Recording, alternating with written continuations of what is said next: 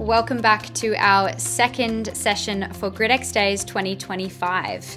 And this year we're spreading out the sessions across all of November. And today we are focusing on digital infrastructure, looking at how we can ensure innovation while also guaranteeing high security standards.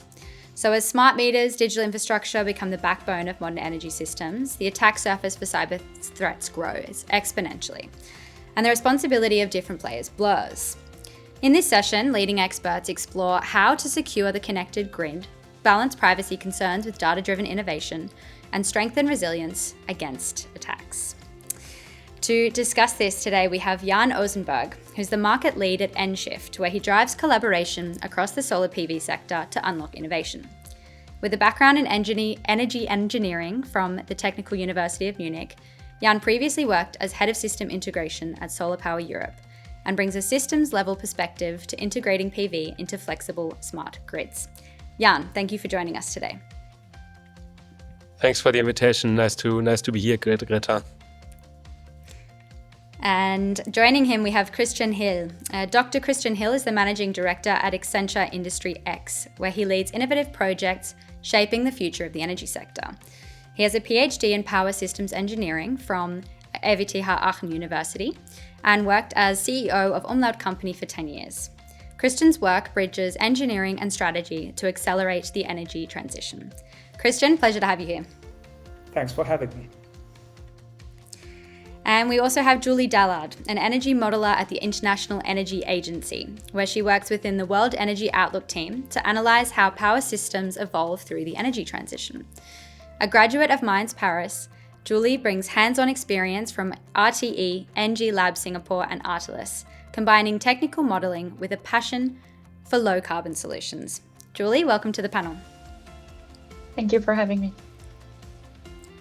And last, we have Michael Gutwein. Michael Gutwein is the Solution Manager for the DACH region at GoodWe, where he supports partners and customers in developing commercial and industrial PV projects.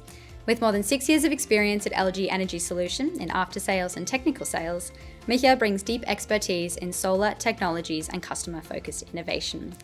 Michael, thanks for joining us. Yeah, great to be here. Thank you. So let's kick it off, Jan. From your perspective, which regulatory frameworks, such as NIS2, GDPR, Cyber Resilience Act, do you think have the biggest impact, either positive or negative, on the scalability of clean energy systems, specifically focusing on small-scale assets? That's a great question indeed. The EU has the world-leading cybersecurity framework, also focusing on energy, with the core pillars being the NIS2 directive and the Cyber Resilience Act, and now also the Network Code for Cybersecurity and CCS being the three key pieces in this picture.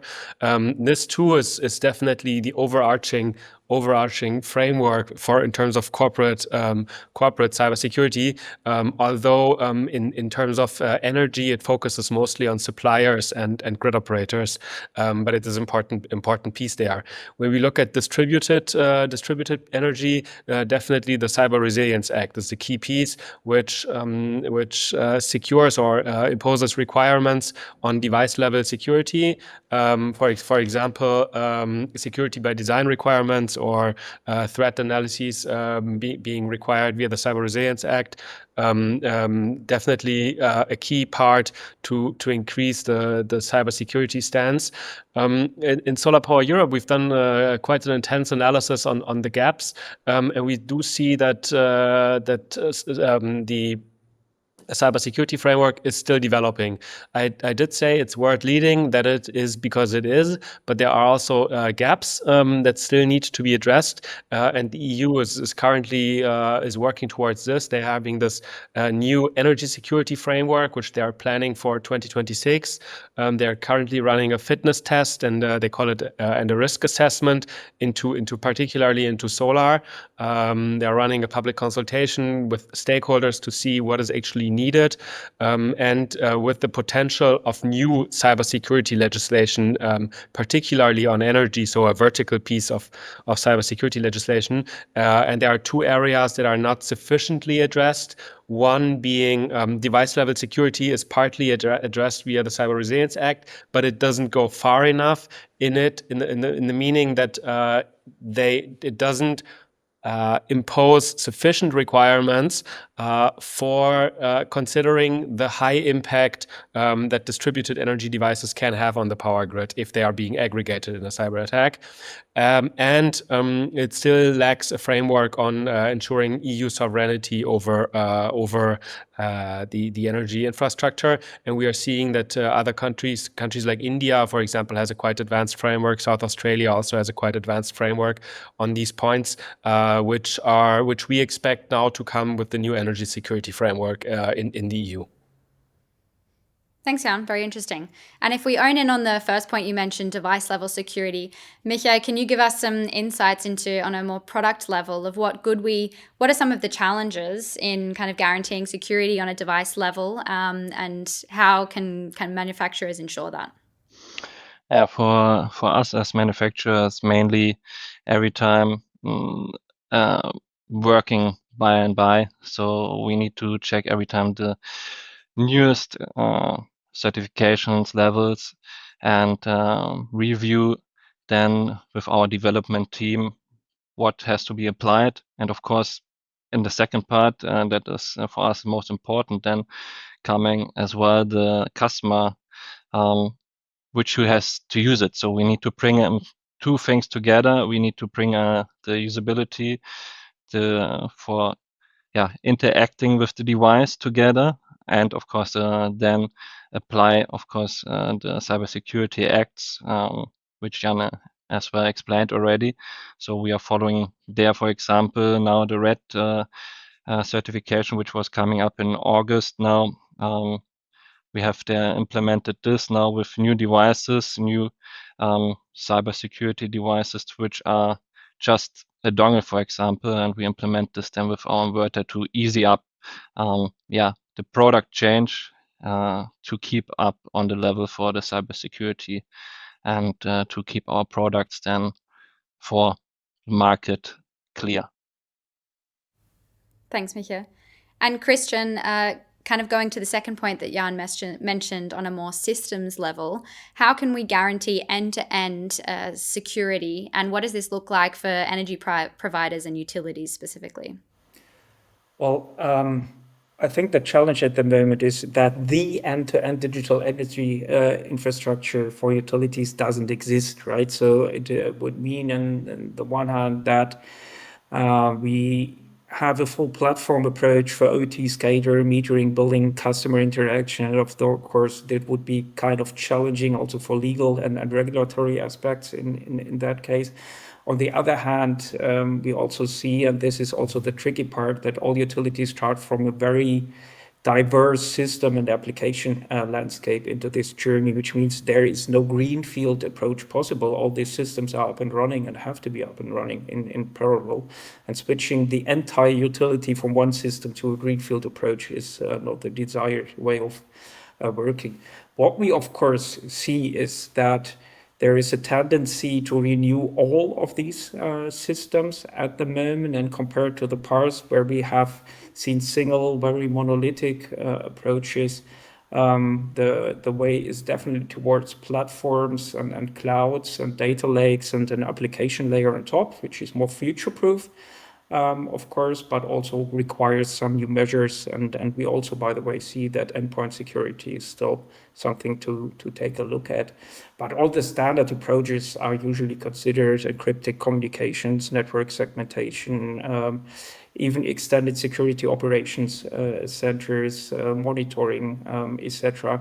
The challenge lies more in the transformation from the old legacy systems to the new ones at the moment, and that's for us the challenging part, but of course a nice area of play. Mm-hmm. Thanks.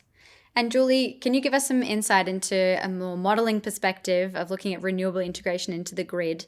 Are current scenarios robust enough to account for digital risks? So it is true that with the energy transition, we are going to have more and more decentralized energy systems in general. And with the overall trend of digitalization, this necessarily means that our system is going to have more potential, let's say, backdoors or additional vulnerabilities for cyber attacks or cyber threats.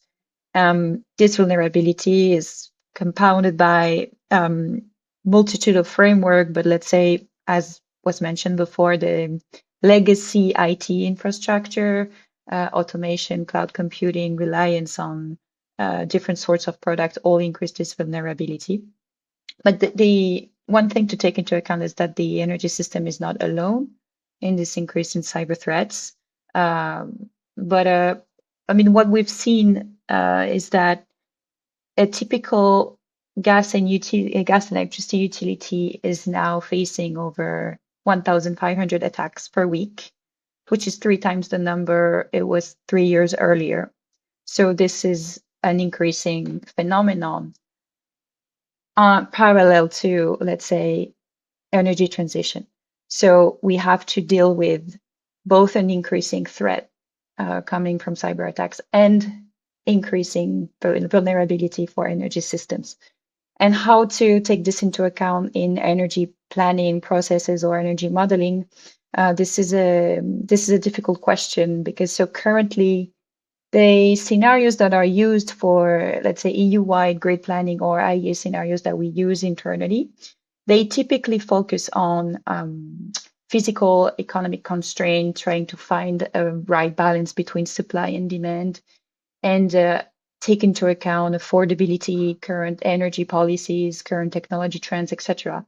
But digital risks still remain underrepresented in the design of these scenarios. Some scenarios, like for example the 10-year network development plan by ENSOE, they do include some resilience consideration, like some sort of let's say sensitivities to some some additional risks, but it's not yet simulating some sort of coordinating cyber attacks, which would have some cascading effect into the system. So this is clearly an area of improvement in the overall modeling, let's say, community. But now that modeling practices are becoming more and more advanced, we see the opportunity to increase, let's say, probabilistic risk assessment methodology to simulate these, what we call high impact, low probability type of events that can be cyber attacks on the system. One thing to note, just apart from that, is that already the system is quite resilient to some disruption risks. So we call it the N-1 contingency, meaning that, let's say, a grid system, at least in Europe, is designed to be resilient to the loss of one critical element. So it means that, let's say, the systems in themselves are by design made to be robust to some sort of disruption already. So we are not completely, I would say, vulnerable, although this is an increasing risk, but this is an area of improvement. Okay, thanks. That's somewhat reassuring. But you also mentioned there that digital risks are underrepresented. Jan, how can we kind of go from talking about security and having these plans in place to actually really embedding it into kind of commercial players' strategies and end user adoption and things like that? And how can we balance security and innovation so that it doesn't put a stop to innovation? Thanks a lot, Keta. That's a good point. The entire value chain from the idea into the implementation. So as Julie said, there's a gap in research. In fact, Solar Power Europe last year did the first ever quantitative assessment of an aggregated cyber attack on the power grid. We identified that I think it was roughly 10 gigawatts of aggregated capacity would be required to cause disruptions on the power grid. It depends a lot if you do shut on, shut off, or if you do if you start to play with active and reactive power, the capacities change. They change a lot. So there's a big need in research, additional research into the power grid. And then when you move a little bit further towards the actual implementation phase, we see some countries being more advanced. So, for example, India has just they're currently consulting on a law which imposes I would call it a security layer. Basically, all the commands that come from an installer or an OEM or any other actor with aggregated access to the power grid, all these commands are being checked by a government layer to make sure that there are no mistakes or no errors that ultimately lead to coordinated shutdown commands, for example. So that's there are these ideas on the regulatory side. On the off-taker side, so the consumer side, especially in the commercial segment, we've seen quite advanced sensitivities towards these threats. There's this famous case of Target being subject to a cyber attack via their heating system, and I think credit card data worth of was it $100 million dollars was stolen, and that certainly created that raised the awareness for cyber attacks. So as a consequence of that, we see that whenever big customers require from installers like us, that we increasingly see also cybersecurity, the requirements of cybersecurity controls, compliance by certain standards, to make sure that their IT systems are secured. So there's also already quite some advancement, but now we're really moving towards the next step and towards standardizing this across the entire industry. What we should be avoided is a situation where insurances or banks impose their own requirements on the providers of services, just because this would lead to a fragmentation of requirements, which makes it more complicated ultimately for everyone. So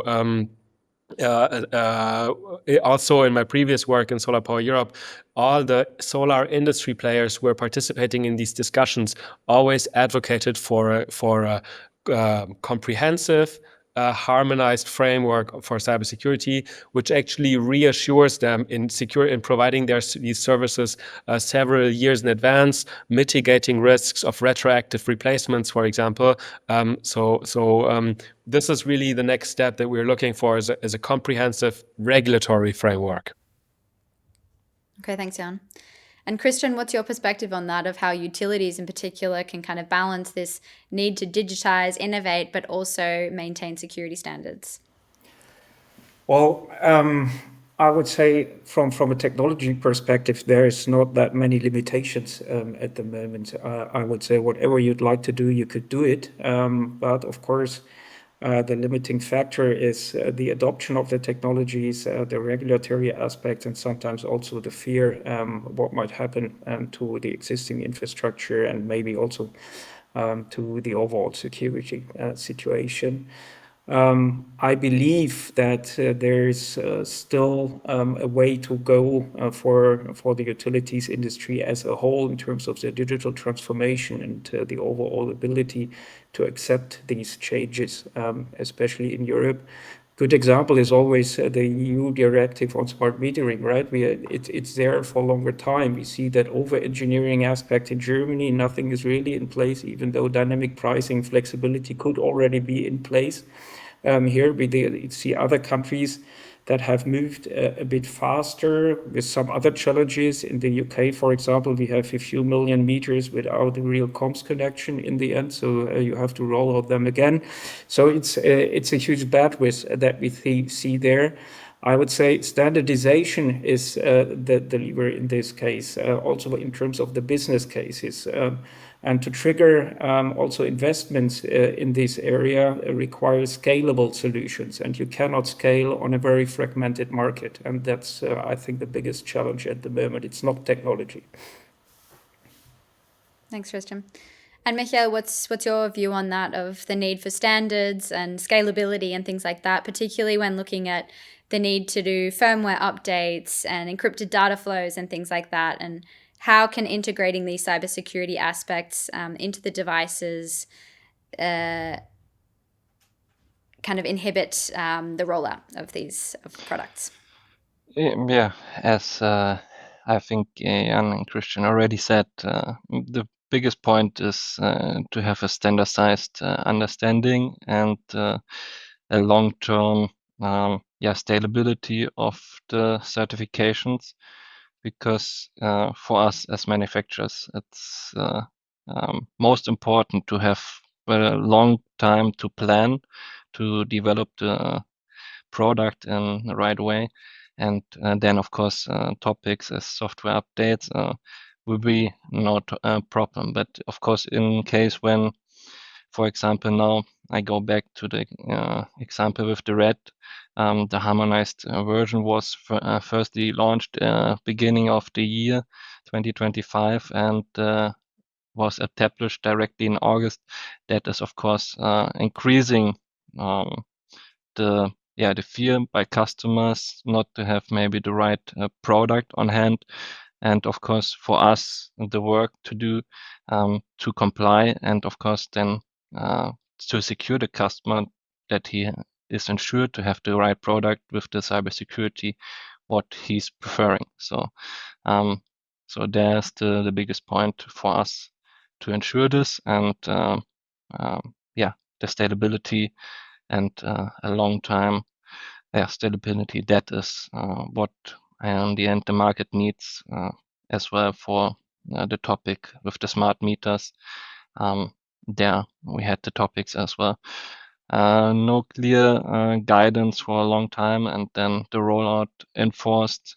Manufacturers as us was asked to provide a solution manufactured where first of all was not really a solution made. Then it was coming now, but I think the way of development has to be changing. So that is the most important part. Yeah, absolutely. Thanks. And Julie, let's talk about AI. It's increasingly used for forecasting across the energy value chain. How can we ensure that that doesn't increase vulnerabilities, but actually helps us and kind of ensures progression?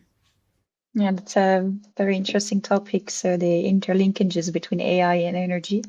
It would say it can be seen as a, let's say, two-way street, AI. And so first of all, it's important to note that energy system operators, or let's say energy industry in general, has always been using complex modeling tools or complex decision-making tools to help with their day-to-day operations or with long-term planning process in the case of system operators, for example.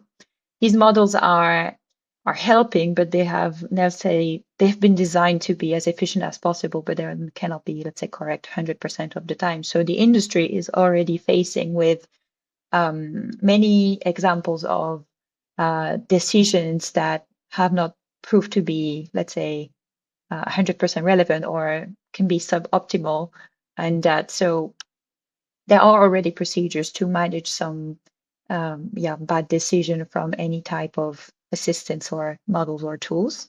I would say the adoption of a more complex tool that can be AI enhanced is the natural evolution as this technology becomes more advanced and more available on the market. So the promises are big, although this will bring out an additional layer of complexity and risk in an already very complex industry. So, I mean, before it's widely adopted, I would say it has to prove its value added to the system in terms of performance gains compared to current tools that are already deployed. So that's the first point. Then the secure by design principle for AI. Of course, they are very important to ensure that we are not introducing some new technical weaknesses. But the question of vulnerability is interesting because it cannot. I mean, it's not always driven by, let's say, technical vulnerability because we introduce a new tool. And if it's true to say that AI increases the risk of cyber threats in the way that AI can be used for cyber attacks or such things. It is not sometimes the technical vulnerability, but the human vulnerability that is exploited, and that can be, let's say, enhanced because of the use of AI. That, let's say, helps have more effective phishing tools, for example. So I would say there are some technical risk increasing, but as I said, it's a two-way street. So of course, the attacks can be more complex, but the tools for the defense can also be more complex as well. But the human vulnerability, this is an angle that has to be carefully monitored, especially in energy industry where it's not. I mean, maybe it's less wider concern at the moment from the people working in this industry. So yeah, reinforcing data protection policies, good cybersecurity management practices, these are all going to be very important in the future because of these increasing threats. Yep, absolutely. Thanks, Julie. And Kristen, do you have any kind of insights there on AI adoption amongst energy companies, of some of the difficulties they face or some of the kind of positives that it can bring as well? Well, the usual challenge is that everybody starts with first use cases, and these use cases in the end have to prove that there lies value in the approach. What we usually see, or where we end up, is that the way of thinking is a bit too focused on one or two use cases and not the broader application of AI, Gen AI, or even agentic AI. In that case, and what it could mean to the future business and the operations at the moment. If everybody has to find a business case for a first small use case, I think that's definitely a challenge, because the underlying system, the development cost and all that are usually a bit higher than the payoff of a very small use case in that case. The good thing with it is we see that everybody has started working on those AI use cases, and this also means a certain learning curve in the companies, and also with regards to the training of the employees on new technologies, etc. I think we are progressing there. The challenge still lies in the broader application and in the bigger picture, I would say. And I totally believe that we are getting there, but at the moment we are, at least for the utilities industry, I would say, at the beginning of the learning curve with this new technology. Okay. Yep. Interesting. Excited to see what comes in the next few years. And Jan, obviously, we've talked a bit about standardization and things like that, but to kind of really implement these solutions, collaboration is key. Can you bring some kind of insights, particularly as your experience draws like from Solar Power Europe to Enshift, on more of the research versus the commercial side of things, of how can all players collaborate more to ensure that we have innovative and secure solutions? Yeah, especially in Solar Power Europe, this is also what Christian just mentioned about adopting AI use cases was quite visible. The different how differently companies are advanced on this. So you see some companies. I remember a big Portuguese utility also actually working with Accenture on getting visibility over all their assets, all their renewable assets, using AI agents for their field engineers to walk them through, so they reduce the training time and increase or shorten the service periods for their equipment, being very advanced, and then others being quite early. So that was a service that we in Solar Power Europe, we started to have a forum for exchange as a first step to see where the different companies are at in digitalizing their assets, and yeah, especially the big utilities have had struggles in catching up with the newer players players because they're not used to it so much.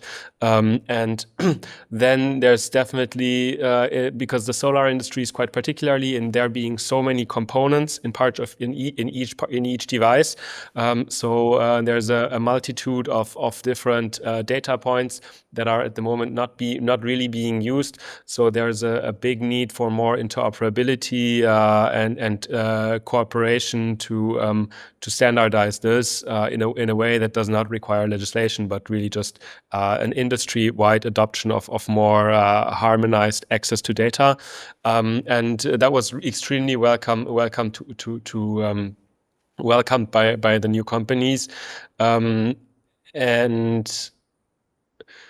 so this is really the day-to-day collaboration, and it's quite similar when we move from data interoperability towards cybersecurity, where it's actually mostly the utilities who have a more advanced stance, because they have been under the network codes, under the grid connection codes for years for their gas power plants and for their nuclear power plants under quite strict requirements, and that's not so much the case for the aggregated new players on the block with all these smart home devices that are being used.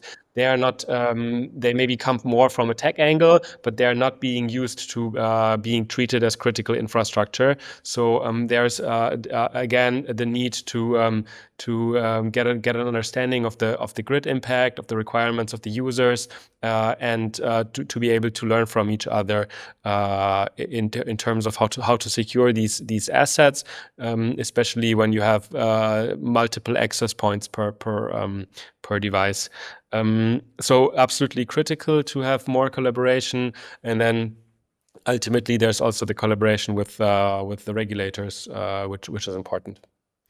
And Michaela, do you want to add anything there about collaboration, about the need for manufacturers to collaborate with other players as well to ensure this interoperability and ensure that these standards are also adhered to? Yeah, of course. I think Jan made some good examples. So when we are starting firstly in the residential area with the enlargement now with HEMS and the usability of AI in the cooperation of dynamic tariffs, there of course it has to be more secured. This has to be standardized what is required. So I think there's mainly currently a lot of players who are developing their own HEMS solution. As I understood, there's currently no really legislation for cybersecurity overall for HEMS, and I think there something has to be done in future. And then, of course, if you're going then step by step to other power classes, utility area, power plant controllers, more and more access points, direct marketing access point, then communication from our side to monitoring, another monitoring party. So we have more and more access points there, and this should be monitored and then standardized. So we need the cooperation on all sides of the utility and customer installer base for us as manufacturer then, because we need to combine all this kind of requirements and then put it together in a product which is then used in the market. So I think that is the most important point, to put it together and have then common understanding. Thank you. And Julie, looking at international cooperation, a lot of attacks can transcend national borders. So how important is international cooperation, particularly at an EU level, to overcome attacks and kind of make systems more robust? So that's an interesting point indeed. So as IEA, we are well positioned to foster, let's say, international collaboration amongst the energy players.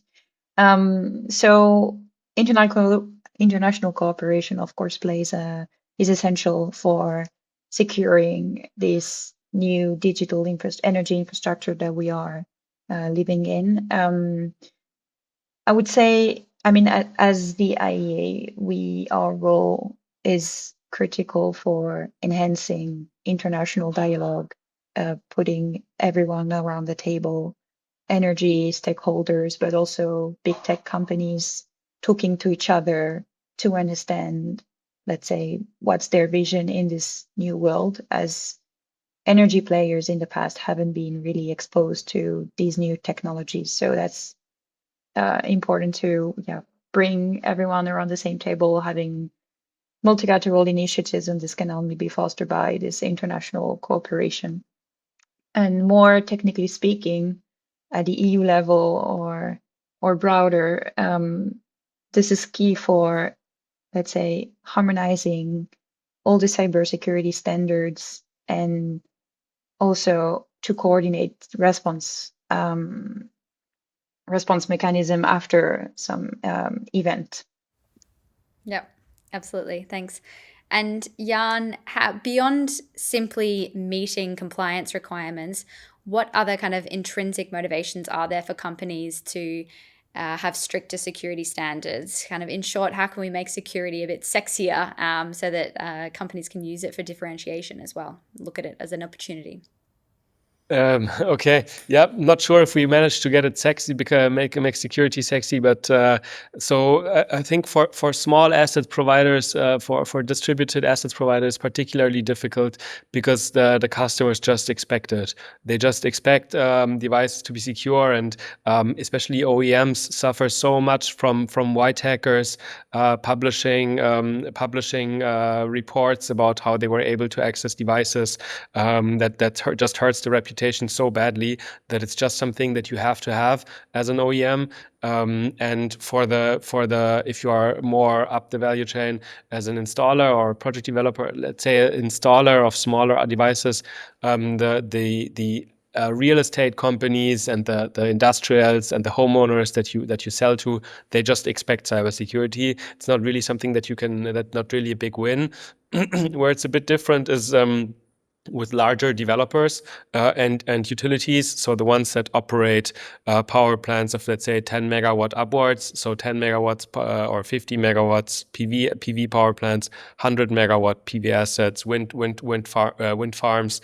For them, a big benefit is data visibility. When they start to implement cybersecurity measures, they sometimes for the first time they actually only get visibility on the data that they have in their networks, and that's of course also has a side effect on reducing maintenance costs. And maintenance costs are as the opportunities to market electricity more effectively kind of are out optimized. Reducing maintenance costs is one of the big levers to increase your margins for the big developers. So this is something where cybersecurity leads to a co-benefit. So cybersecurity leads to better data visibility, leads to lower maintenance costs, higher margins. And Michael, we talked a little bit before about different markets. Can you talk about some of the challenges of meeting compliance requirements and security principles in different European markets, and how it's constantly changing and how you keep up with that? Mainly, I'm focusing there on the DACH market, but even there are sometimes different requirements. So if we are talking now about enrollment, so of the smart meters, Germany is still not started really effectively. We have ensured that is possible. Then if we're talking about Austria or Switzerland, they're still stuck as well. But other countries are there further. So Sweden, the Nordics, for example, they are working more on this point. And there we are cooperating with the utility companies to ensure that our devices have the compliance and the connection to the grid. So there are different ways how to build it up. And I think in the end, the most important part is that the utilities, the manufacturers are talking to find a right solution technically to build it up. And yeah, that is the most important part. Absolutely. And Christian, you already alluded to it a bit before, but what lessons can utilities learn from other industries' digital transformations? What sort of parallels are there, and of how utilities can balance these challenges and develop customer-centric solutions? Well, I guess I already provided those two examples, and I think it's good ones. In addition, I would maybe take another one, which is even closer to the utilities industry, but not from Europe, but from the US, because in the end, I think open source technologies are a little bit underestimated, especially in the utilities industry, as everybody considers them to be unsecure, unreliable, or whatsoever. And I guess the opposite in some cases holds true.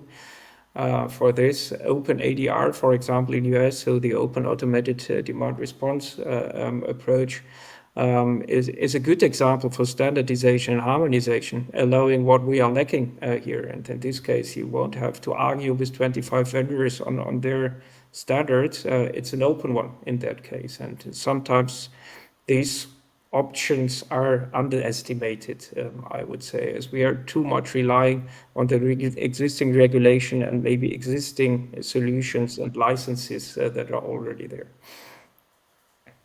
Mm-hmm. Yep. And Julie, if we look at 2030 and beyond, which emerging technologies, we've already talked about AI, but we can also talk about encryption and quantum computing, digital twins, things like that. Which do you think will be most critical for ensuring that both energy system reliability and cybersecurity hold? So this is a wide topic, and indeed each of the technologies you mentioned are probably going to get a pretty big role in the future, but I mean, some have already started to be relevant even today. AI, I would say that each of these technologies have a specific use application in the energy world, like AI-driven grid optimization is so mostly used for predictive maintenance, algorithm, or autonomous control systems. These systems are already rolled out across Europe, either as pilot project or already as part of a broader industrial activity to improve. And some of them have already proved that they are improving operational efficiency, reducing downtime, etc. Digital twins is also gaining traction, but not only in the energy world, I would say all across industry as well. Especially, and digital twins is a good example as they can be used for stress testing the systems, so potentially improving the, let's say, protocols or actions taken in case of a cyber attacks by stress testing the system using digital twins. So they could be an efficient tool for preparing for efficient answer. And then when it comes to quantum encryption and quantum research development, these are, to my opinion, very important challenges for future systems in general. And a lot of actors are already building post-quantum resilient infrastructure in sensitive areas to this day. And this is probably this is going to be a key element for future systems to have post-quantum resilient cybersecurity protocols in place overall. Does anyone else want to add anything of what they expect to kind of become key in the next few years? Well, I don't think I have to elaborate much more on AI, because in 5 years of time, AI will be everywhere. So I think there is no discussion needed on that one. It's more a personal wish in this case, as I gave that 3GPP example from the telco industry. A standardized and maybe harmonized European advanced metering infrastructure would be something I would be really interested in. It's not a technology discussion in that case. It's more bringing everybody together and having that approach that I just discussed, starting with the end-to-end design approach and then coming to the conclusions And that would be a personal wish, I would say, beside all the advancement we will see on AI, cloud, etc. And finishing up as a kind of bit of a concluding statement from everyone, looking ahead in the next, say, 10 years, what technology, standards, or partnerships do you think will be most decisive for ensuring Europe's digital energy infrastructure remains both secure and competitive? Micha, starting with you. 5 to 10 years, difficult. Yeah, right now difficult with all going on. But the hopes, of course, as I was bringing out now, I think over the our discussion is to have more collaboration in the end, to have a more standardized solution, which we as manufacturers can build on our products. So we are ensured that our products doesn't need to be changed, because for us as manufacturers, we want to have a stability in the end. We don't. We like to develop new products, but not every time necessary to fulfill security and certifications. So we want to have a stability and long-term stability. That's the most important part in the end, because we want to ensure our customers for developing products that are 10 years. And I think we had the discussion there already with the products which are old time now. So I think there's a big point. Yeah. Yep, stability is definitely key. Julie, what about you? So it's a bit hard to predict what will happen in 5 to 10 years. But I mean, it was said before, but AI is making tremendous progress each year. So it's hard to tell where we're going to be in 5 years, which looks a bit long in terms of, let's say, AI lifetime. But yeah, just maybe one quick point on all of these discussions that bring out innovation and new technologies, etc. So we are in a period where optimism in these new technologies can sometimes outpace, I would say, practical readiness. And so it must be essential, I think, to balance innovation here with realism sometimes. So, of course, acknowledging that these can open a lot of doors and can have tremendous number of applications that are going to change the world without any doubt. But this enthusiasm shouldn't lead to underestimate, I would say, the complexity of ensuring a secure deployment of these technologies into our lives, and so here into energy systems. So in 5 to 10 years, it's not really what technology is going to thrive the most, but also how we are as a society will also invest in governance standards, human adaptation, I would say, and the collaboration to ensure long-term resilience. Nicely put, thank you. And Jan, what's your perspective? Maybe on top of this, I do see 2 points. So one is very straightforward, is participation in trade associations. If you want to shape the cybersecurity requirements for the next years, there are going to be quite some changes coming up. So if you want to engage in this, really now is the time. In mid 2026, this is going to be mostly over. So really now until mid or end 2026 is the time to engage in trade associations like Solar Power Europe and shape these requirements as they are in touch with all the top officials in the Commission. But then what we do as Enshift as well is we are an investor and technology company service provider for transforming commercial buildings. So we work a lot both with our banks who provide us the money to finance assets, but also with the portfolios, with the asset managers of the real estate companies who often often have their insurances in the background. So what we make sure is that we work closely with our banks who want secure revenue, but also with the insurances of the real estate companies, of the portfolios, so that we are quite close in these discussions in providing them the solutions that they are looking for. Christian. Well, I think the answer is embedded in the question. My answer to all of that is Europe. I think we have to allow more Europe in all of this. We can only spend each euro once, and Europe will only survive if Europe in the end has one voice and only spends each euro once and not 25 times in each country, and even several times in each country as the market is so fragmented. I think we can no longer afford that. So the answer is whatever kind of solution and technology is applicable in entire Europe will win the race. And this is also the differentiating factor. Europe is a huge market, and we are not playing that role at the moment. Wonderful closing words. Thank you so much for joining me today on our second GridXdays session. Very enlightening. I think we've managed to make security somewhat sexy. And yeah, we'll look forward to seeing everyone again at 5 p.m. next Wednesday for our third session focusing on e-mobility integration. Thanks.